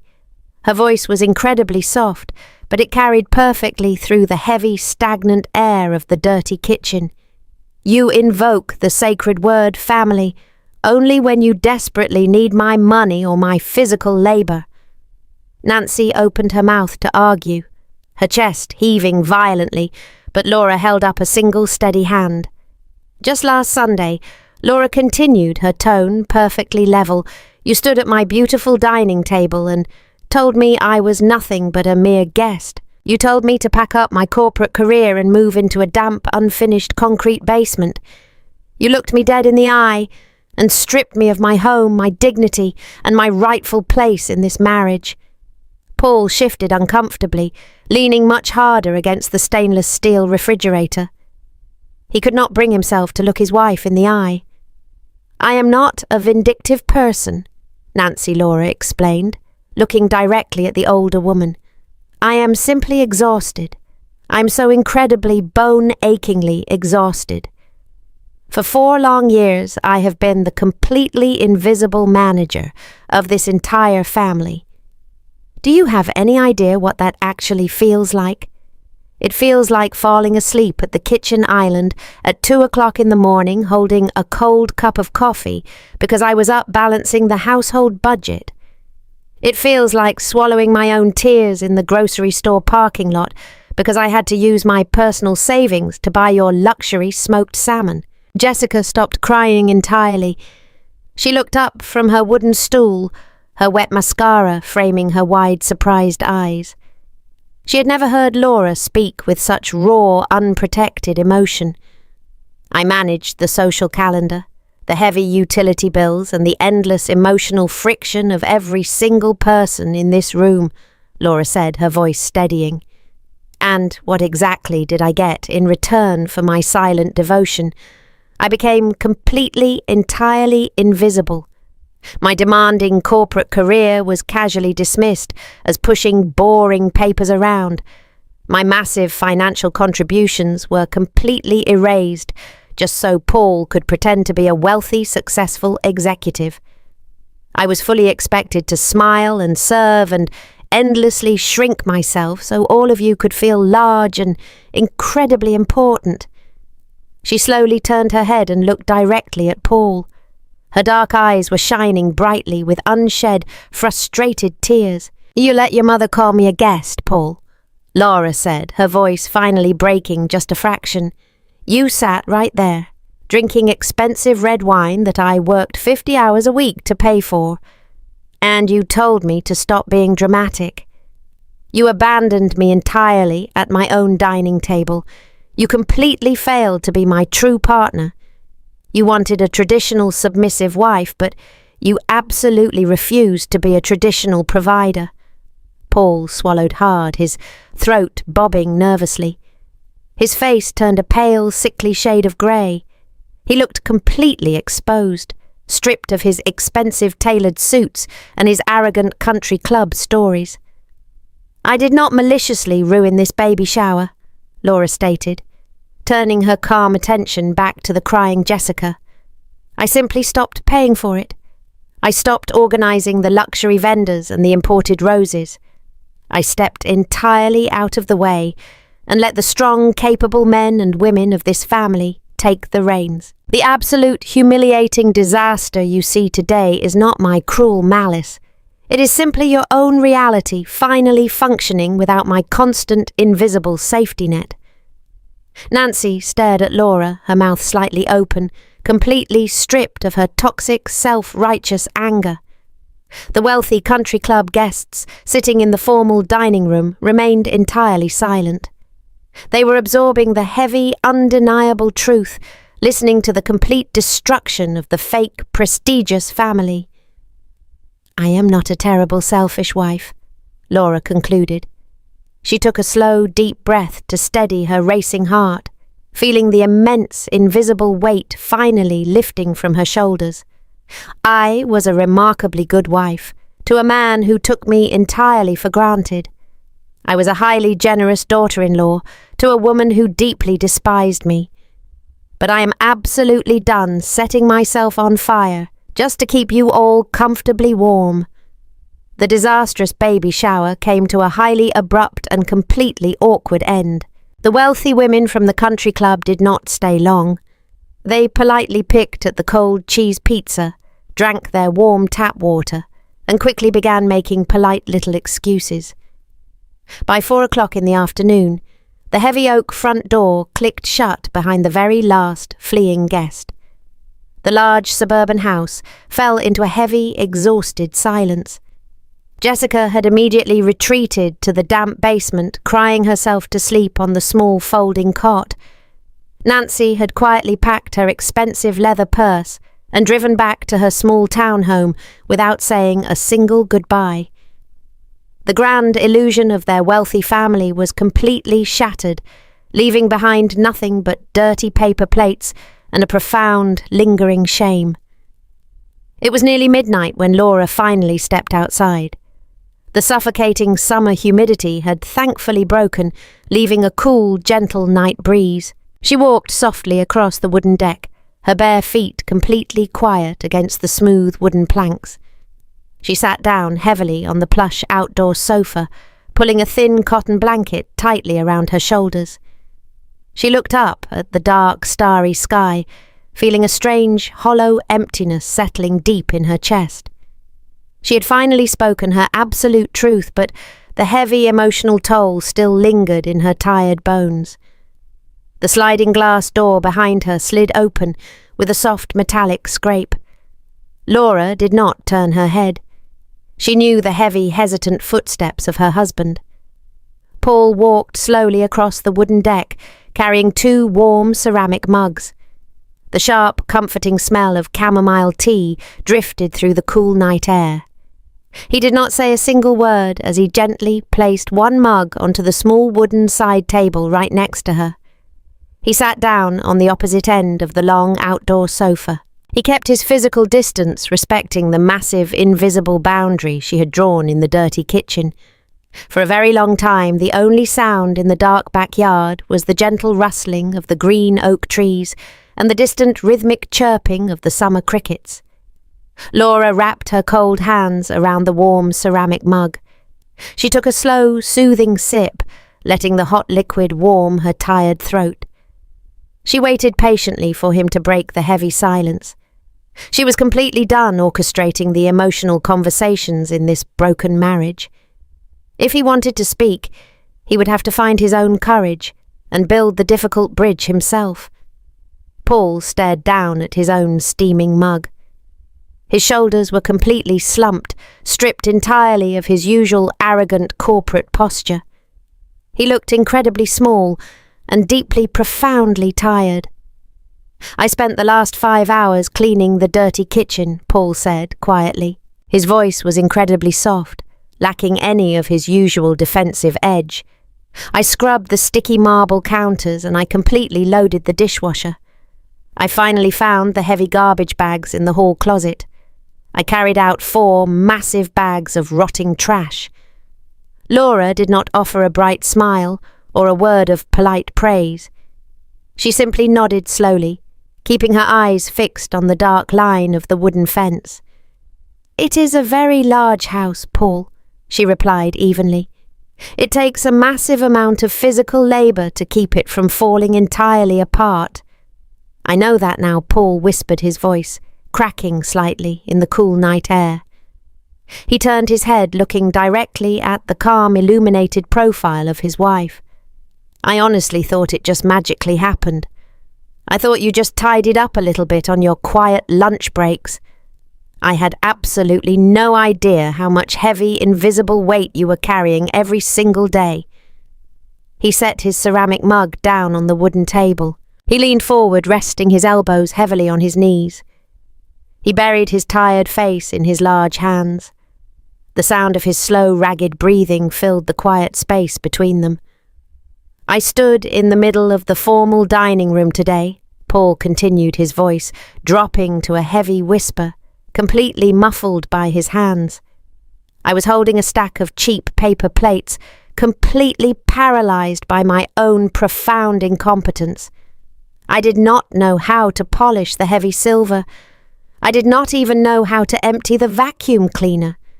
I realised, in that exact humiliating moment, that I am entirely helpless without your constant, invisible guidance." Laura took another slow sip of her hot tea. She listened to his raw, honest realisation. "When you spoke in the kitchen today," Paul said, dropping his hands from his face, "when you talked about falling asleep at the island paying my massive hidden debts, I felt physically sick to my stomach. I saw the absolute horror in the eyes of my mother. I saw the complete disgust on the faces of those wealthy country club women. But worst of all, I saw the profound, absolute exhaustion in your beautiful eyes." Laura turned her head, looking at the broken man sitting on her porch. "You let them call me a mere guest, Paul," she reminded him, her voice perfectly steady but laced with a deep, lingering hurt. You let your own sister call me a freeloader. You knew exactly where every single dollar came from. You knew I was draining my personal corporate bonuses just to keep your fake executive lifestyle completely afloat. And you still completely abandoned me at that dining table. I was a complete, absolute coward, Paul confessed. His dark eyes were completely filled with genuine, deeply regretful tears. I have spent my entire adult life desperately trying to impress my mother. I wanted her to look at me the way she looks at her wealthy, elite friends. I wanted to be the strong, traditional provider, but I completely failed at my demanding sales job. I started swiping those hidden credit cards just to keep up the massive fake illusion. He reached across the soft cushions of the outdoor sofa. He did not touch her, but he rested his open hand near her arm in a gesture of pure, vulnerable surrender. When you offered to quietly pay down my $60,000 debt, I should have fallen to my knees in pure gratitude, Paul said, his voice trembling violently. I should have completely worshipped the ground you walked on. But my fragile, pathetic male ego could not handle the humiliating truth. I deeply resented you for being so incredibly capable. I resented you for saving my life because it proved I was not the powerful man I desperately pretended to be. So I let my mother belittle you. I let her diminish your massive contributions because it made me feel temporarily, comfortably larger. Laura listened to his raw, honest confession. The deep, tight knot of anger that had lived in her chest for 4 long years slowly began to loosen. She did not immediately reach out to hold his hand. She did not magically forgive him. The deep wounds of his profound betrayal and his complete emotional abandonment were still incredibly fresh. But for the very first time in their entire marriage, she felt like she was actually speaking to a real, honest human being. The fake, arrogant corporate executive was completely gone. The deeply insecure, terribly flawed man was finally sitting before her completely exposed in the dark night. Laura kept her gaze focused entirely on his face. She listened to the crickets chirping loudly in the dark grass. I appreciate your absolute honesty, Paul, Laura said slowly. Her voice was quiet but incredibly firm in the cool night air. It takes a massive amount of courage to admit those terrible things. But a tearful apology does not magically clean the dirty kitchen. A heartfelt confession does not instantly rebuild a completely broken marriage. Paul nodded slowly, completely understanding the massive gravity of her words. I know, Laura, he replied, his voice dropping to a harsh whisper. I know I cannot just say I am sorry and expect everything to go back to the way it was. I do not want things to go back to the way they were. I am incredibly tired of lying. I am so deeply tired of pretending to be rich. Just tell me exactly what you need me to do. Tell me how to fix this massive disaster. Laura shifted slightly on the plush outdoor sofa. She wrapped the thin cotton blanket a little tighter around her shoulders. We are going to establish some very strict, healthy boundaries, Laura explained smoothly. If we are going to actually survive this as a real partnership, everything has to completely change. Starting tomorrow morning, we are going to sit down at the kitchen island and build a joint household budget. We are going to live strictly within our actual, realistic means. She watched his face carefully, making sure he was absorbing every single word. There will be absolutely no more secret platinum credit cards, Laura stated, her tone echoing with icy precision.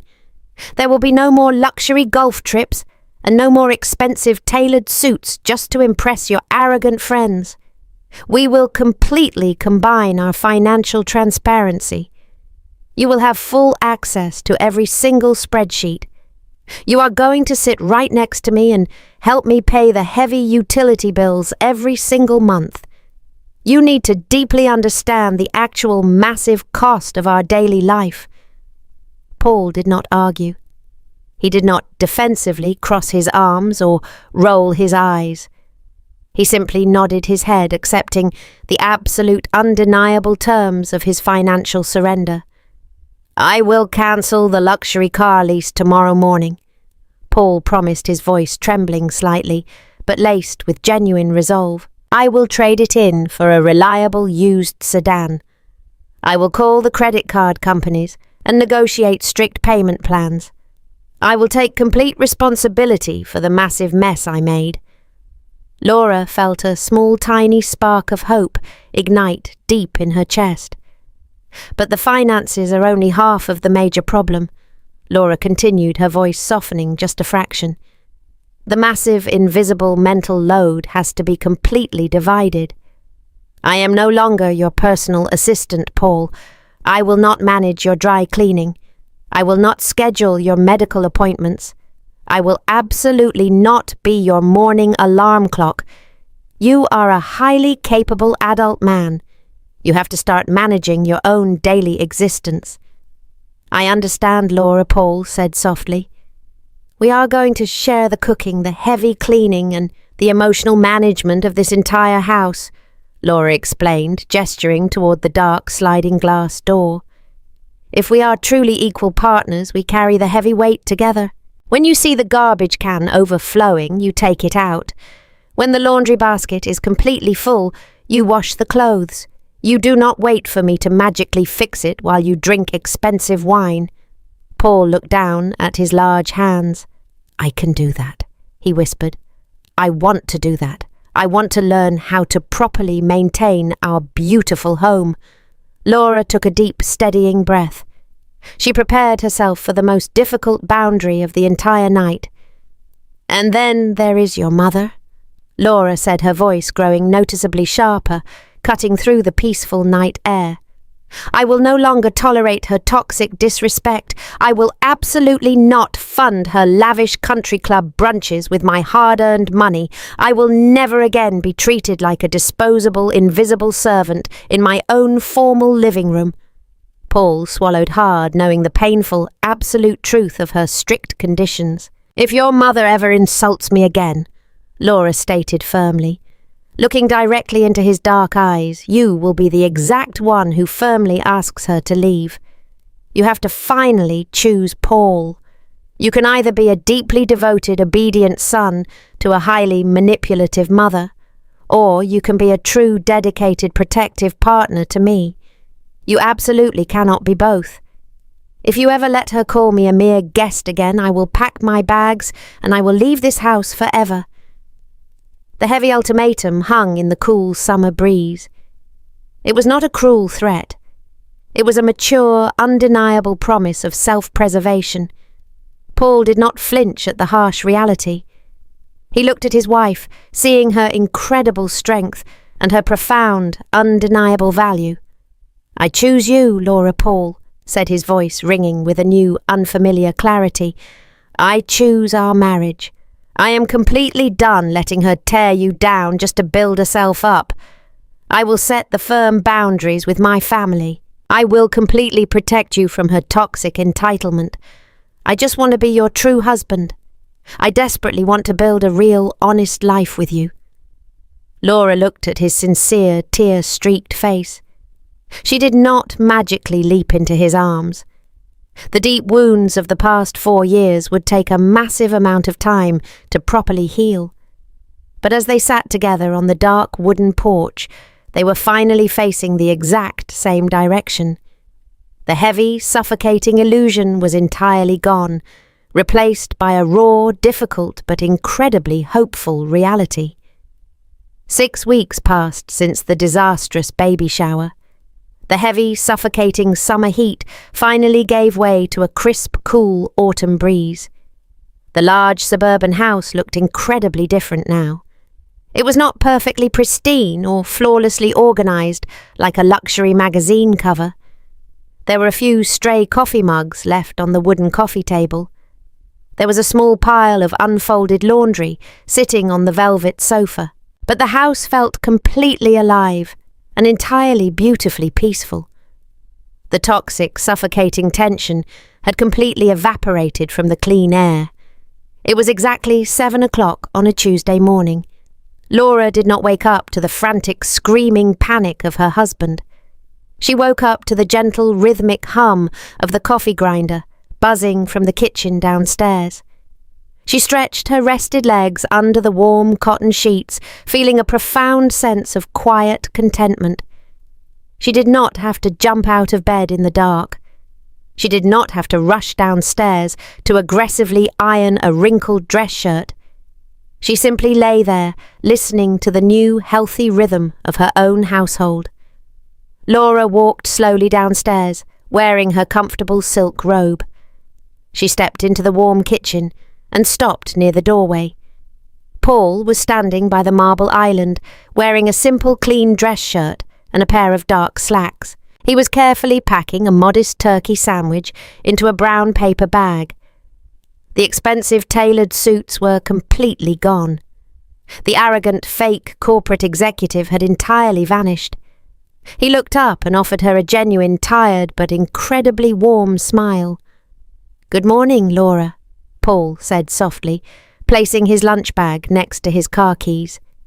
"I brewed the dark roast coffee exactly the way you like it. I also took the heavy garbage out and started a load of towels in the washing machine. I finally figured out how to measure the liquid detergent without spilling it completely over the floor." Laura walked over to the coffee maker, pouring herself a steaming mug. "Thank you, Paul," Laura replied, taking a slow, satisfying sip. She looked at the small pile of newly sorted mail sitting on the clean counter. The massive hidden credit card bills were finally out in the open. They had spent the last 6 weeks aggressively restructuring their entire financial life. Paul had officially traded in his luxury sports car. He now drove a sensible 5-year-old sedan. The heavy car payments were completely gone. He was working incredibly hard at his corporate sales job, but he was finally living strictly within his actual reality. He was paying his own debts with his own paycheck. "It is definitely your turn to cook dinner tonight," Paul reminded her, picking up his metal keys. "I made the roasted chicken last night. I am thinking we should just have a simple pasta dish. I even washed the heavy skillet so it is completely ready for you." Laura smiled, feeling the gentle, easy banter returning to their marriage. "Pasta sounds perfectly fine," she agreed. "I will pick up some fresh basil on my way home from the office. Have a good day at work, Paul." Paul walked over and gently kissed her forehead. He did not rush out the door in a chaotic, entitled panic. He walked calmly to his used car, ready to face his honest, demanding day. Laura watched him drive away, feeling a deep, quiet respect slowly rebuilding in her chest. The marriage was absolutely not perfect. They still had difficult, awkward conversations about money and personal boundaries. They occasionally argued over the proper way to fold the heavy blankets. But the heavy, invisible burden was finally shared. She was no longer pulling the heavy cart entirely alone. The relationship with the family of Paul had also completely, drastically changed. Nancy did not come over for lavish, expensive Sunday brunches anymore. She had called exactly twice in the last 6 weeks. Both times Paul had answered the phone. He spoke to his mother respectfully, but with a firm, undeniable boundary.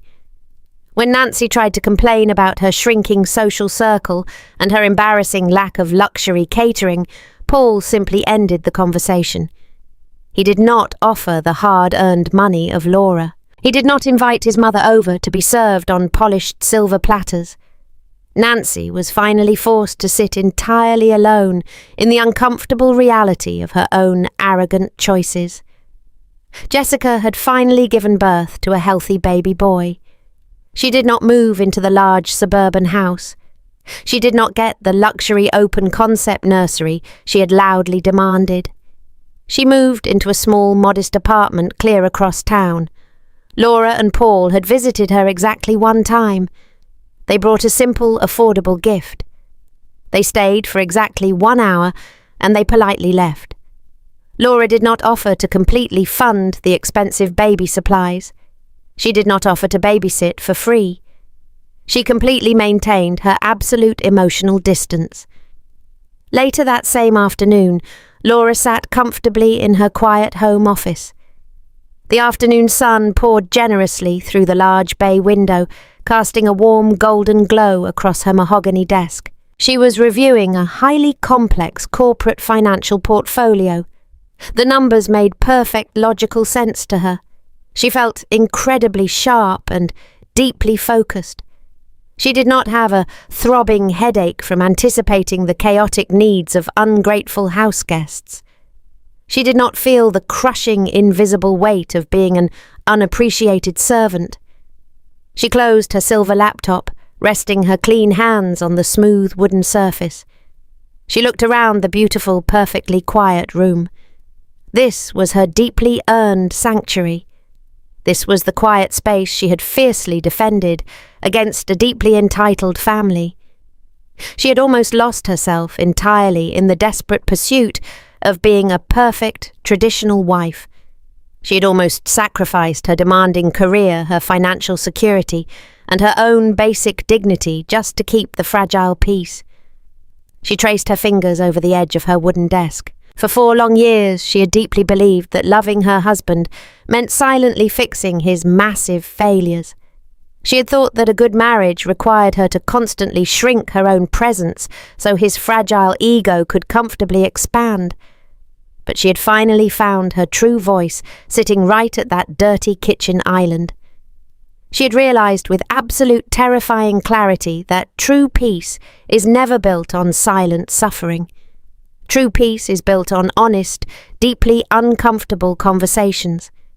It is built on the profound, unapologetic courage to set strict boundaries. She was not a mere guest in her own beautiful life. She was the absolute, undeniable architect of her own magnificent reality. She had forced the people around her to finally grow up. Paul was slowly becoming the strong, capable partner she had always deserved. He was learning how to navigate the grocery store and how to manage his own emotional reactions. He was finally standing beside her, instead of hiding completely behind her. Laura stood up from her leather chair and walked over to the large bay window. She looked out at the quiet, peaceful suburban neighborhood. The heavy rented moving trucks were completely gone. The loud, screaming panics were entirely silenced. The leaves on the oak trees were turning beautiful shades of gold and vibrant red. She took a deep, cleansing breath, filling her lungs with the sweet, cool autumn air. She had saved her own life by simply refusing to carry the heavy burdens of others. She had forced the system to completely break so they could rebuild it on a foundation of absolute truth. She smiled a genuine, radiant smile. She turned away from the bright window, completely ready to walk downstairs and cook a simple, beautiful meal in the lovely home she had rightfully taken back. True love is not measured by endless, silent sacrifices within the family. A healthy marriage requires shared burdens, mutual respect, and the profound courage to set firm boundaries. When we stop overcompensating, we allow others the necessary space to finally step up, transforming a mere house into a supportive home.